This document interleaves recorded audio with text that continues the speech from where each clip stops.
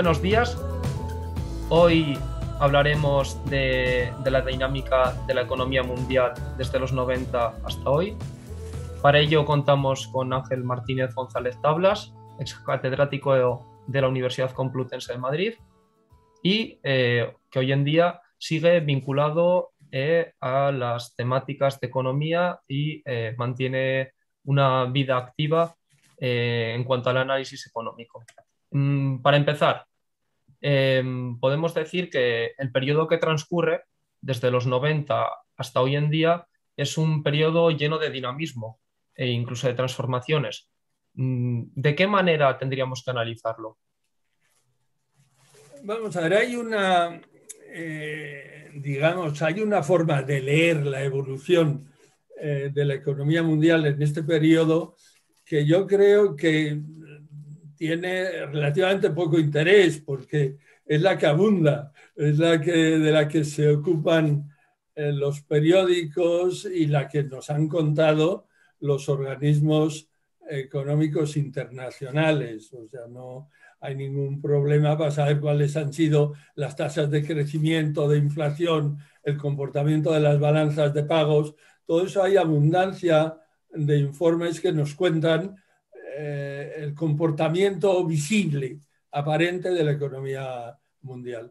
Yo creo que lo que es más complicado y tiene más interés es llegar a desvelar y a entender cuál ha sido la dinámica profunda, las fuerzas subyacentes que han caracterizado y que han determinado el comportamiento de la economía mundial. Y para eso lo primero es saber cómo caracterizaríamos los años 90 desde un punto de vista estructural, ¿no? Y creo que es posible hacerlo. Y no solamente es posible, es imprescindible hacerlo si queremos entender lo que ha sucedido y lo que está sucediendo, ¿no?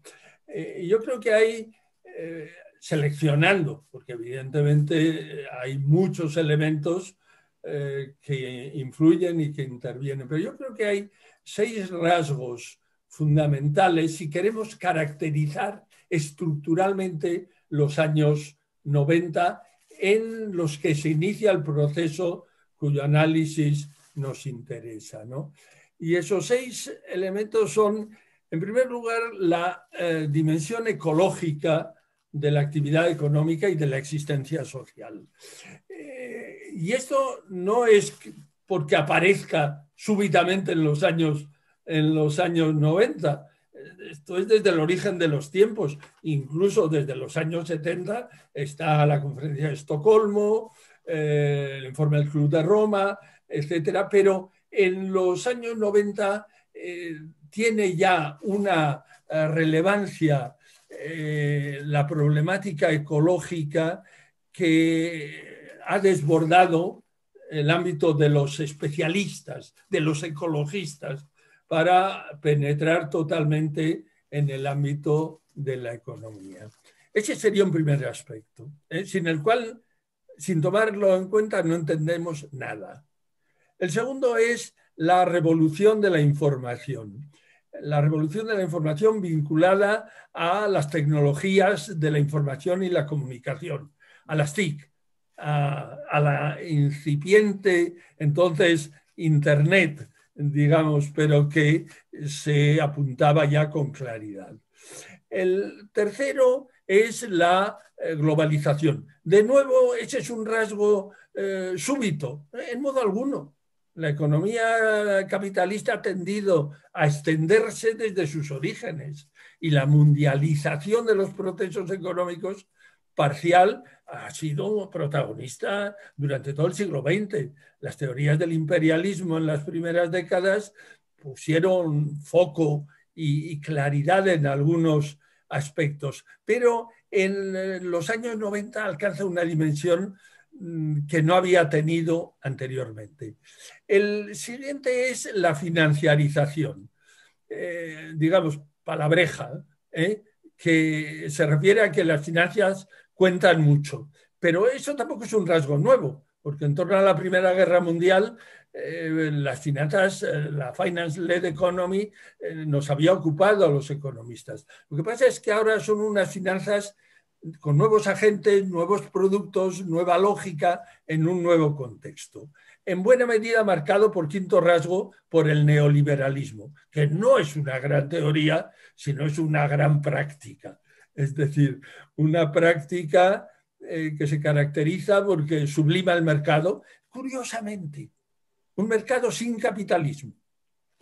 No necesita hablar del capitalismo para, digamos, considerar que el mercado es el referente básico. Y también consigue hablar de la regulación, pero eso sí, sin Estado. El Estado, la intervención del Estado es fuente de todo tipo de perturbaciones, ¿no? Y luego el último, que tampoco es un rasgo propio de los 90, es la invisibilización de la actividad económica en la que se apoya la reproducción de la vida de las personas y de las sociedades, el ámbito doméstico, los cuidados, el papel de la mujer, la dimensión de género. Todo eso es lo que caracteriza, digamos, el punto de partida. Entonces, ahora de alguna manera lo que has hecho es describir algunos elementos que tienen cierta continuidad desde los años 90, podríamos decir los que marcan la dinámica estructural, pero supongo que también ha habido elementos que han experimentado cambios en esta época, ¿verdad? Sí, hombre, no solamente es que yo la tesis que mantendría es que los 6 elementos que nos han servido para caracterizar estructuralmente los años 90 nos pueden ser útiles para entender la dinámica de las 2 décadas subsiguientes. Pero aquí hay un enorme peligro de decir, ¿qué pasa? ¿Que todo es continuidad? No, no, hay cambios profundos. Entonces, saber entender lo que hay de continuidad y lo que hay de cambio, ahí está la clave, ¿no? Si lo recorremos, empezando por la problemática ecológica. En la problemática ecológica, lo que sucede es que salta de escala. Es decir, salta de escala porque la acumulación de comportamientos y de transgresiones lleva a atravesar determinados umbrales que no son reversibles y que enfrentan a la economía mundial y al mundo y a las sociedades con problemas de enorme entidad en un grado desconocido anteriormente. Me refiero a 2 fundamentalmente. Por ejemplo, el fin de la etapa de los combustibles fósiles, y luego, en segundo lugar, el cambio climático, que es la manifestación más popular de una problemática de impotencia de reciclaje de residuos, de integración de esa problemática en la vida y en el comportamiento, ¿no?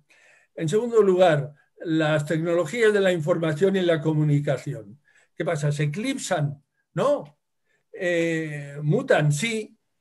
Y aquí dice, ¿estamos ante una fase de la revolución tecnológica de las TICs o ante una nueva revolución tecnológica? No me interesa demasiado. Me interesa más los cambios que se producen y que son de enorme entidad. Cuando introducimos la inteligencia artificial, el Internet de las cosas, la apropiación privada del excedente conductual al que asistimos con todos los big data y los algoritmos, y que lleva a un capitalismo distinto, ese capitalismo de vigilancia, ante el que inicialmente los economistas nos sentimos un tanto perplejos.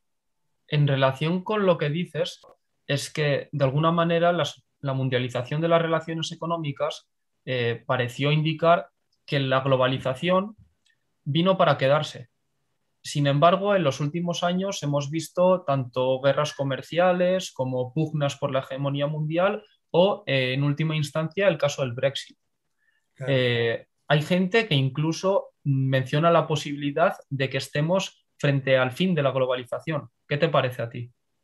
Vamos a ver, la globalización, cuando todo era auge de globalización en los años 90, algunos ya nos planteamos en qué medida la globalización era irreversible, ¿no?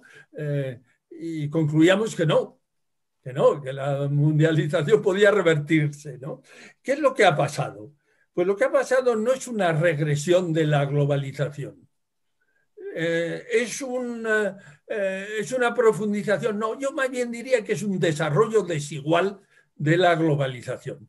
Hay aspectos que se han seguido profundizando, por ejemplo, en el terreno comunicacional, y hay otros que no.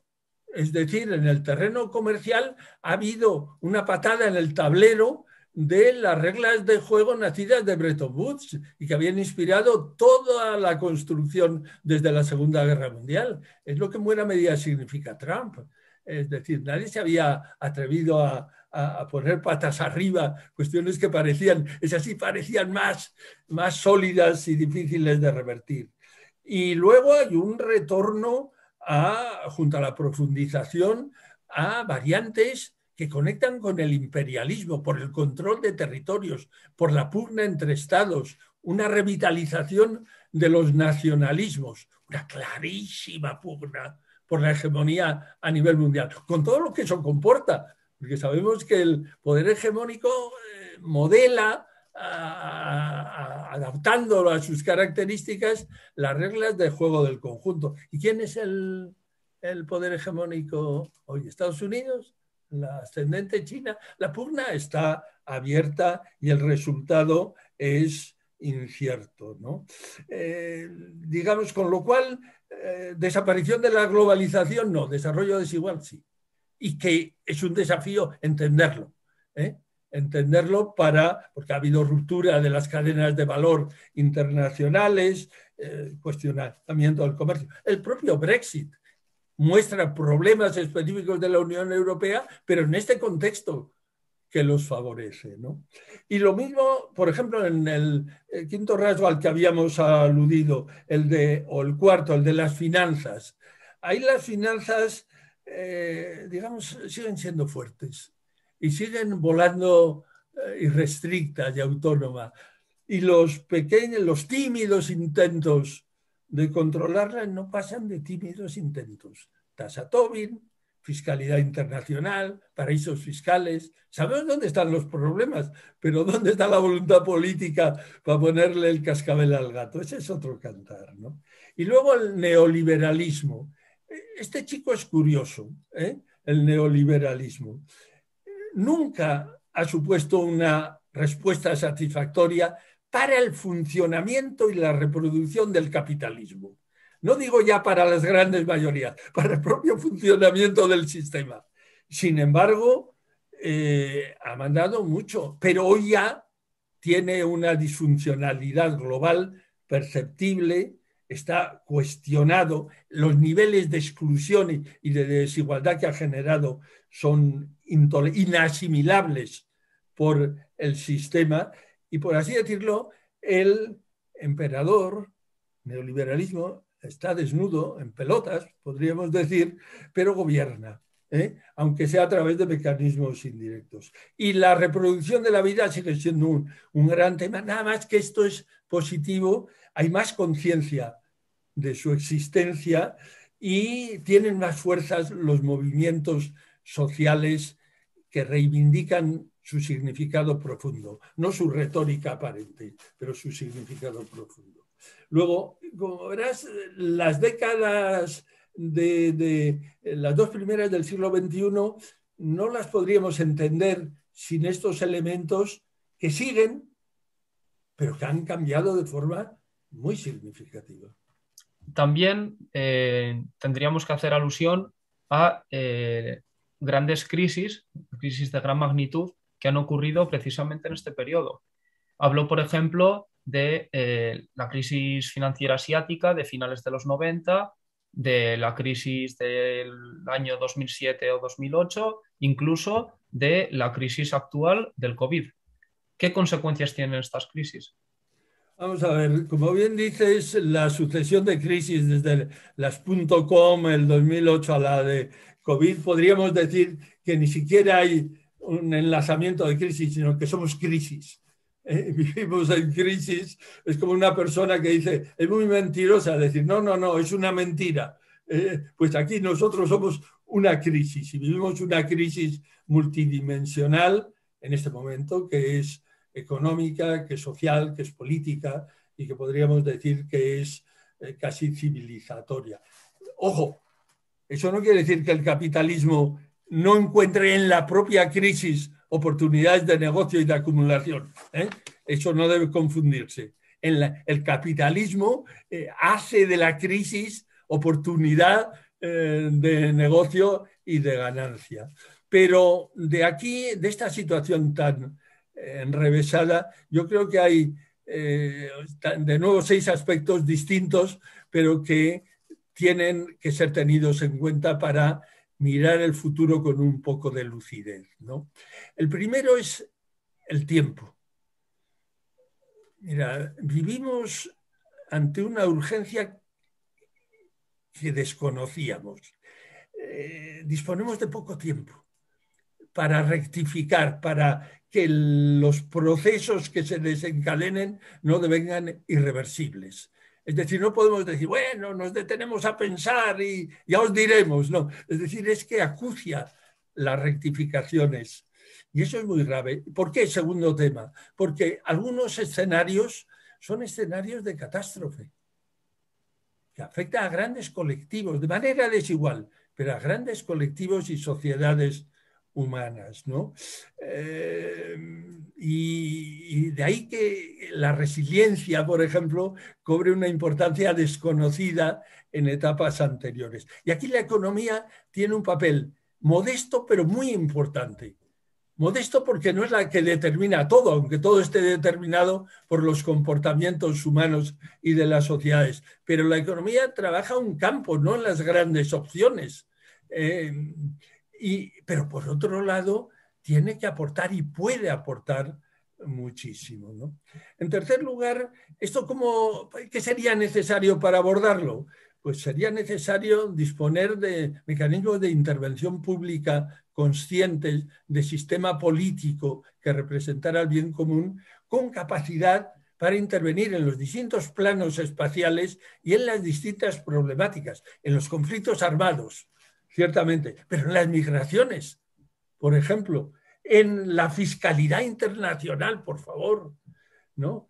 En la intervención pública del Estado, no ya el Estado parcheador, sino el Estado promotor, sería fundamental y no lo tenemos, ¿no?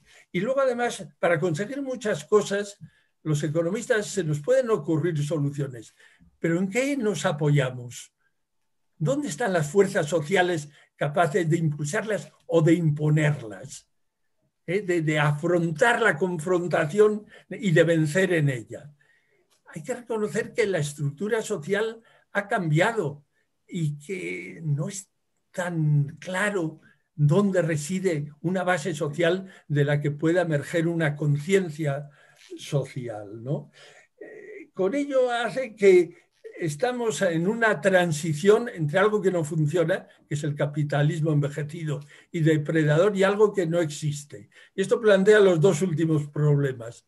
Uno, es decir, que, como decíamos los que somos ya muy viejos durante muchos años de nuestra vida, la confrontación entre reforma y revolución, sí, pero no.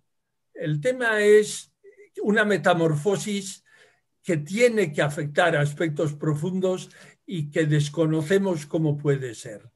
La metamorfosis de la realidad actual. Y para esto, sinceramente, creo que es necesaria una nueva economía que integre planos clásicos y nuevos, que integre las relaciones sociales, que se atreva a hablar de relaciones y conflictos sociales, de existencia de clases, pero que tome la economía como un subsistema económico abierto al sistema biofísico y que incorpore la reproducción de la vida, el espacio doméstico y los cuidados.